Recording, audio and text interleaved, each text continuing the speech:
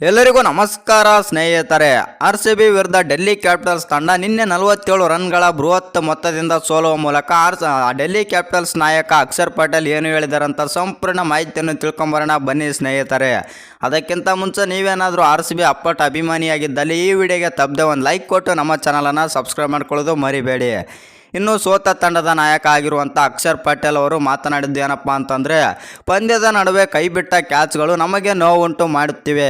ಅವರನ್ನು 150ಕ್ಕೆ ಕಟ್ಟಿ ಹಾಕಬಹುದಿತ್ತು. ನೀವು ಯಾವಾಗಲೂ ಗುರಿ ಬೆನ್ನುತ್ತಿರುವಾಗ ಪವರ್ ಪ್ಲೇನಲ್ಲಿ 4 ವಿಕೆಟ್ಗಳನ್ನು ಕಳೆದುಕೊಂಡರೆ ಸಂಕಷ್ಟವಾಗುತ್ತದೆ. 160, 170 ಉತ್ತಮ ಸ್ಕೋರ್ ಆಗಿರುತ್ತದೆ ಮತ್ತು ನಿಮ್ಮ ಪ್ರಮುಖ ಆಟಗಾರರು ರನ್ಔಟ್ ಆದಾಗ ಮತ್ತು ನೀವು ಪವರ್ ಪ್ಲೇನಲ್ಲಿ 4ರನ್ನು ಕಳೆದುಕೊಂಡಾಗ ಪಂದ್ಯ ಏನು ಬೇಕಾದರೂ ಆಗಬಹುದು ಮತ್ತು ನಾವು ಗುರಿ ಮುಟ್ಟಲು ಸಾಧ್ಯವಾಗಲಿಲ್ಲ ಎಂದು ಅಕ್ಷರ್ ಪಟೇಲ್ ಅವರು ಹೇಳಿದ್ದಾರೆ. ಇನ್ನು ಈ ವಿಡಿಯೋ ನಿಮಗೇನಾದರೂ ಇಷ್ಟವಾಗಿದ್ದರೆ ಒಂದು ಲೈಕ್ ಮಾಡಿ, ಶೇರ್ ಮಾಡಿ. ಹಾಗೆ ಇನ್ನೂ ಹೆಚ್ಚಿನ IPL ಮತ್ತು ಕ್ರಿಕೆಟ್ ಅಪ್ಡೇಟ್ ಕೊಡ್ತಾ ಇರ್ತೀನಿ. ಅದಕ್ಕಾಗಿ ನಮ್ಮ ಚಾನಲನ್ನು ಸಬ್ಸ್ಕ್ರೈಬ್ ಮಾಡ್ಕೊಳ್ಳಿ.